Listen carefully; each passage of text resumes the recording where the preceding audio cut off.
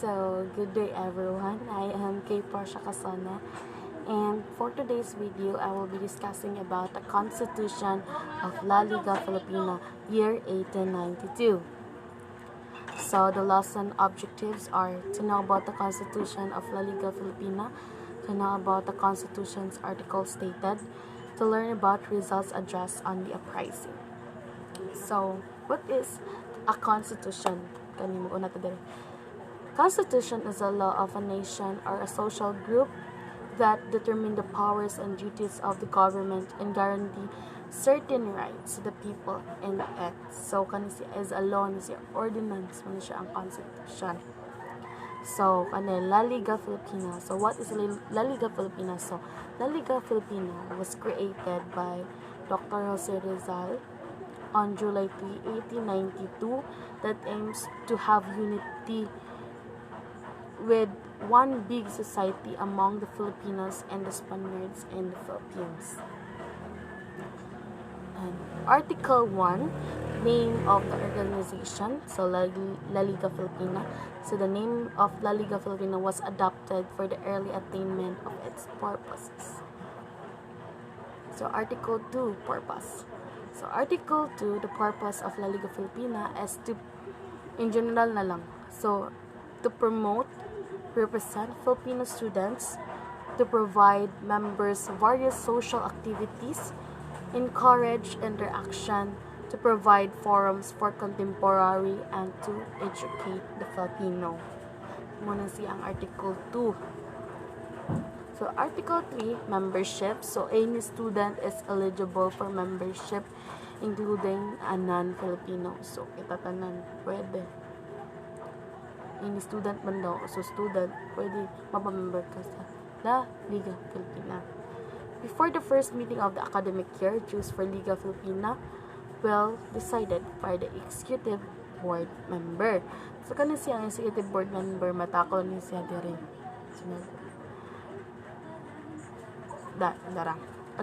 Article 4, organization. So, a general assembly, kung asa mo nag-meeting, muna siya. Meetingan para sa Malacanang o sila yung meetinganan nito para magtakol og mga different issues of the Philippines and to provide solutions.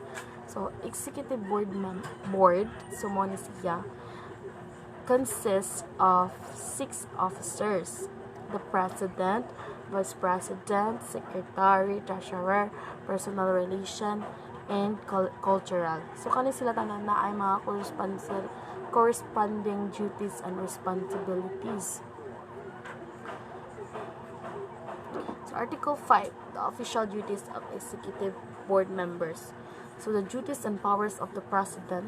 The presidency office is the office specially catering to the organization's external affairs. So, this is a service that ang president ang kanang ang ani nga job have the power sa organization's external affairs sa mga panghitabo. Kani, the duties and powers of the vice president, if ever wala si president, so of course acting president, the vice president. So the duties and powers of the secretary, tigkuan sa unsay nga sabutan, minutes.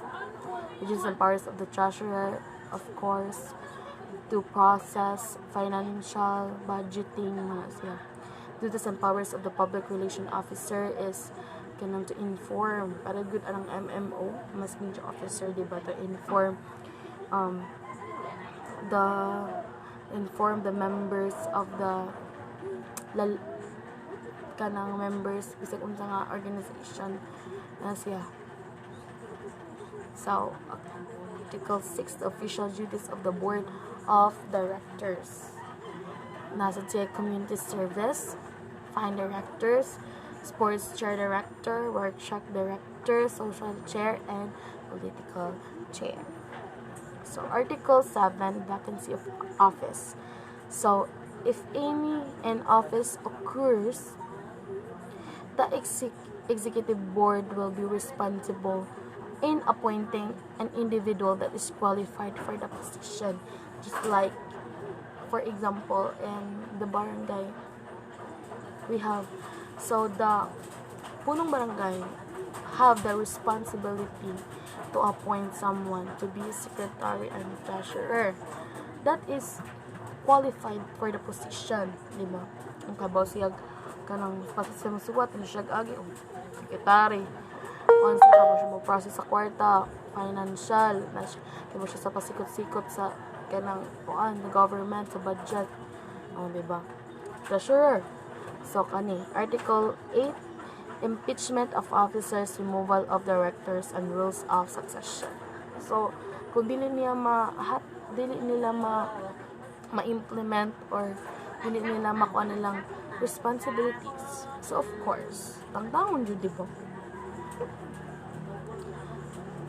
And kanang if ever na ay mga dili nila makuha nilang responsibilities, so the executive board members will divide the responsibility to do the task. Article 9, general election. So we have elections to vote and to hear the voice of the members kung kinsa ilang pa gusto para aning decision. So it has an election. So Article 10, amendment of this constitution. So all prospective amendments must be written and submitted to an officer at a general meeting. So tanan reports, resolution, what must be submitted in the meeting.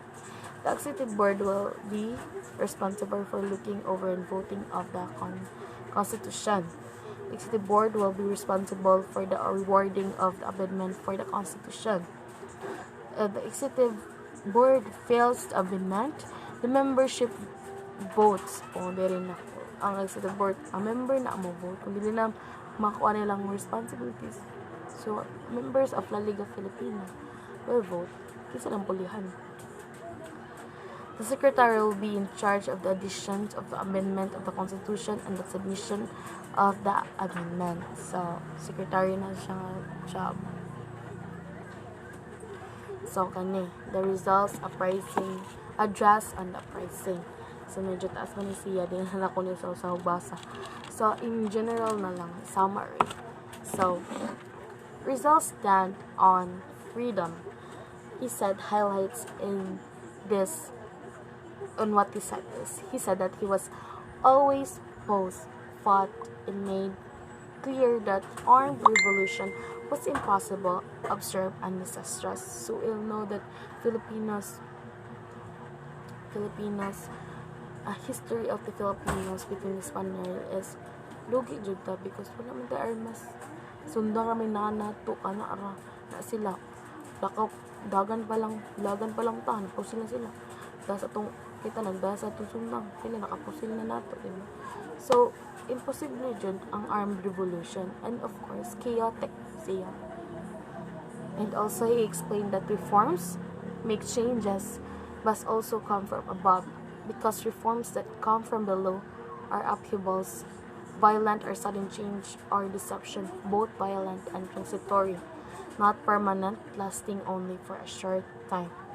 So he said that reforms sa changes kay mas nindot ang nasa babaw nga change kaysa diri sa ubos. So we all know that Rizal wrote na no limitang el filibusterismo to seek justice, rights of the Filipinos, and ipamulat kung ano ang kasakiman ng mga Kastila noon sa panahon nila. So mas tinut daw ko ang changes sa baba kaysa sa ubos because ang nasa ubos is upheaval, so violente, abusive, para sa nabuhat para sa una, and transitory and not lasting, not permanent. So dili siya permanente o maglast of long. So that would be all. I am Kate Portia Casana from BSHN 2D. Goodbye. Thank you.